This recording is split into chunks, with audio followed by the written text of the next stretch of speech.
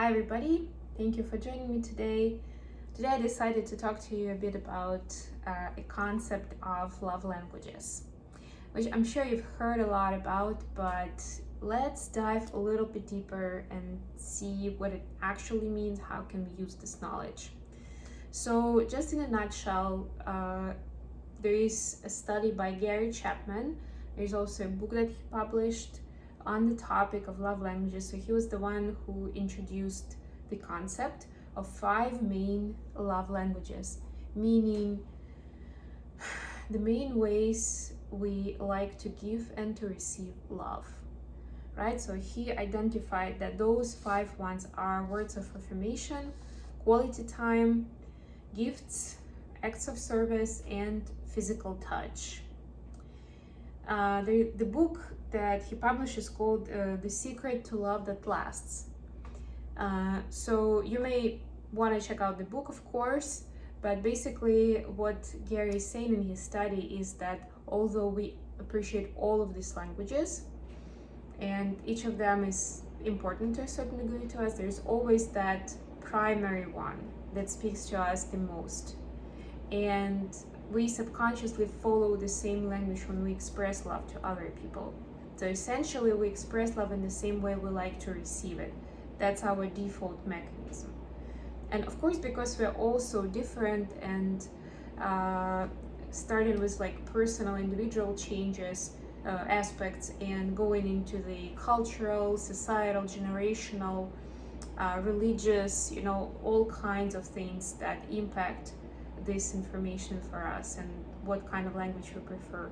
That creates this variety of not just the people with other languages, but also the combinations of what's number 1, number 2, number 3.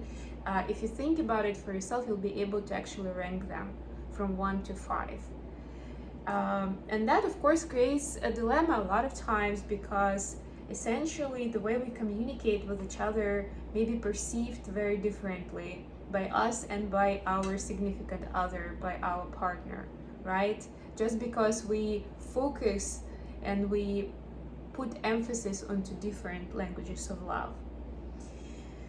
So yeah, this is like a starting point. Of course, it's not the ultimate remedy for successful relationships or for fixing some issues, but it's definitely a great starting point to be more conscious of what makes you tick, what drives you, and find out more about that from your person.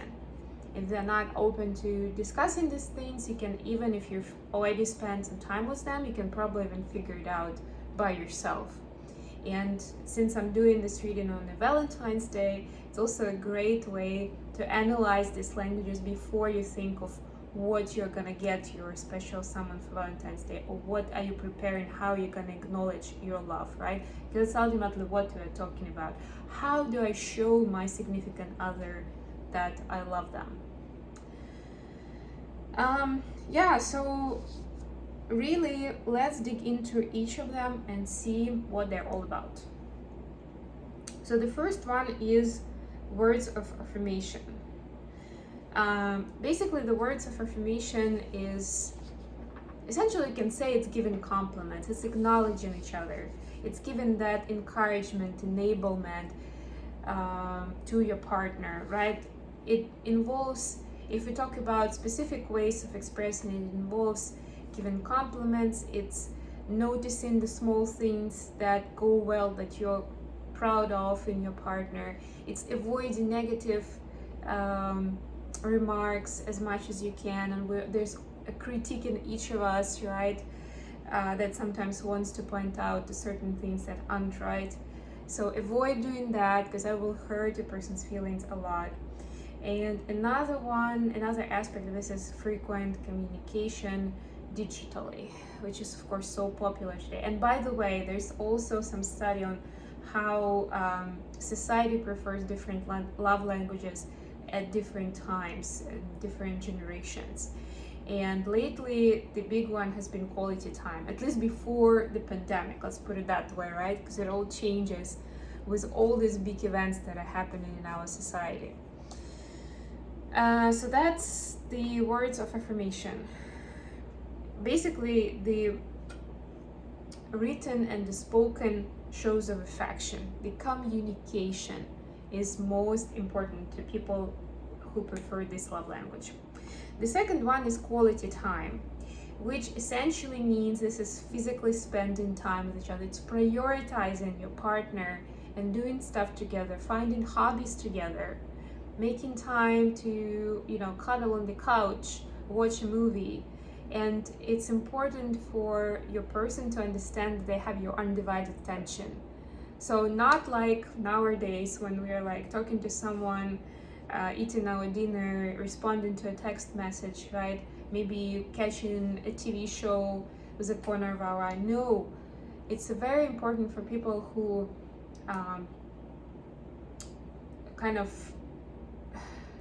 who specialize in this love language, who prefer this love language. It's very important that their partner actually gives them their undivided attention. And it's important, especially if you know that you're a very busy person or you may not have very good time management skills. It's important to actually carve certain time in your schedule, in your calendar for this kind of activities, to make this time, right? Because that's what's gonna count for your person, really. It's also a good idea is to, at least if you don't have common hobbies, at least to take a walk together, to get away for a weekend somewhere, or at least to have a conversation, or especially if you had a long day without each other, to at least have a conversation when you meet at the end of the day, to talk about how the day went, what happened, etc., etc. Okay, the next one is acts of service. So yeah, this is a big one, because it means that you actually are supposed to put in some effort and do stuff, right, to show your person, to show. That's the language that says actions speak louder than words. I want to see what you can do for me, not just the words. No, not just being here next to me. Please show me how much you care. So this is basically, if your partner's language, preferred language is acts of service, or yours is, that means you appreciate other people making, or your person making life easier for you. And by the way, this love language, of course, works not just with the love partner, but with other important people in your life. Because ultimately, love is not just about a romantic love with one person, right? We have love on different levels with different people in our lives. So yeah, this is about running errands and doing chores. It's about taking care of you when you're sick. It's really like making breakfast, taking some things off your plate, really helping out, to show the people that they are appreciated. And the one important thing I would say here is, it doesn't have to be like chores are usually the first thing that you think about when you think about this language, but don't make it all just about chores, because it's not the same to everybody of what this showing love things mean. If you're not sure about how to make your person's life easier, just talk to them, ask them in that way, right? Not like, yeah, I really want to show you my love and I know you would like that, so yeah, maybe you can tell me more. But like, I want to make your life easier, I want to be your partner in this, and so what can I do? That sort of idea. The next language is gifts. So gift giving is pretty straightforward. The important part, of course, is for the gift to be a thoughtful gesture, and it's really about the gesture and about the meaning that you put into the gift, rather than the size of the gift, the amount of money you've spent. Of course, they should be frequent ones if it's possible. They could be small, they could be like even a note, I don't know, a piece of chocolate, a flower, depending, of course, on your situation and your person and what they're all about, right? But that's what you would need to know. what would have meaning for them, and of course, it's important to remember about important dates in your lives. so that you don't forget to acknowledge those specific occasions or special occasions with a gift. Yeah. So it's something that represents the relationship, and also you're supposed to think of what kind of emotions this gift will evoke in your person. Okay, so the next one, the last but not least, is physical touch. Yes, so this includes, of course, holding hands, kissing, hugging, cuddling together, and sex. For people who prefer this kind of language, it's very important to have this touch as an emotional connector, right? This gives them a feeling of safety and a feeling of being taken care of. Of course, it comes from childhood, from when, for one or another reason, the main emotional connection between parents and a child were through the touch, not so much the words, right? And I'm not gonna go into too much detail on that or why this happens, and you can figure it out too, but that's where it usually comes from.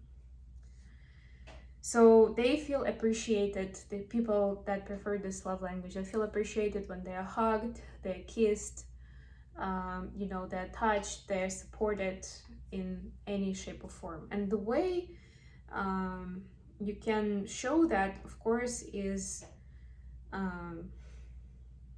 you can even like touch each other's arm, or give each other a hug when you are, I don't know, watching a movie, for example, right? Or you can acknowledge your partner by, I don't know, touching the waistline, like the small of their back, or even their butt when, you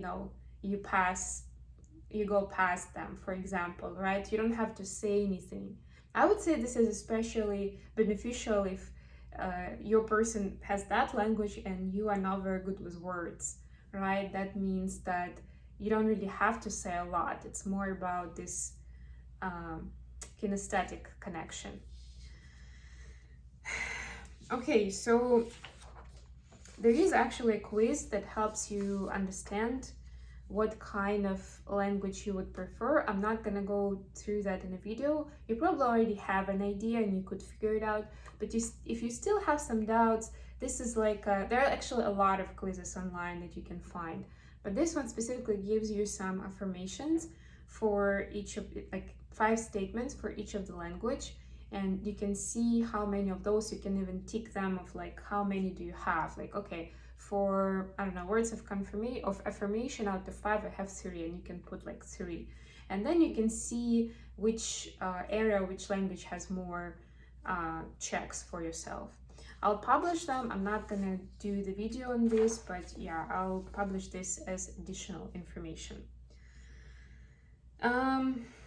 Yeah, so really let's summarize, right? So the bottom line, like I was saying at the beginning, is that this is not the ultimate remedy, the end all be all for a successful relationship, but it's definitely a great start. It's a great start to understand what is the default mechanism for this love connection, for creating this intimacy in your relationship.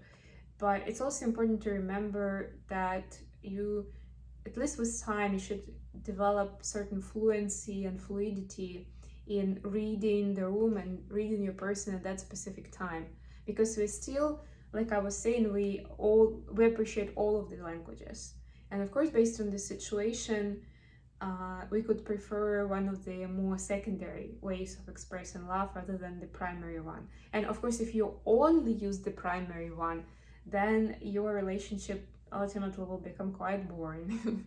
And with time, I would say that your person will probably stop seeing the signs of love expression as sincere, just because naturally we are that versatile, we are that diverse. Yeah, and of course, I was saying at the beginning that a lot of these choices for love expression are based on individual story, and a lot of them, apart from like genetic predispositions and societal cultural norms, have to do with individual life story and unfortunately or unfortunately certain traumatic experiences and wounds from childhood, right? And again, I'm not going to go into too much detail on that. You can message me if you're interested in more, but basically there are certain wounds that we experience from our childhood, emotional wounds, right? And those kind of needs for love expression, they are connected with those a lot, at least with the deepest ones. That usually comes from our connection with our parents, sometimes with our siblings, with teachers, with other important people in our lives, but mostly with our parents. And when we grow up and as adults, if and when we become conscious of those events and why we are the way we are, and we heal the wounds, right? We close the gaps, the drafts. Then essentially our love preferences and love languages can shift as well, right? The same way as if we are in relationships with different people who have other love languages, we start appreciating those, we can also change our preferences and our priorities. So really this is a useful tool, and I'm sure that this will allow you, if you pay a little bit more attention to this and figure it out, what's your language, what's your person's language, it will help you connect better, communicate better, and sometimes even understand why you may be having a bad day or may not be feeling the love from your person, right? Maybe it's not them, it's just the way you perceive things in your mind, right? Okay, so yeah, follow the quiz if you need it, and I hope this has been useful information for you. Happy Valentine's Day, wishing you lots of love, and I'll talk to you guys soon. Bye.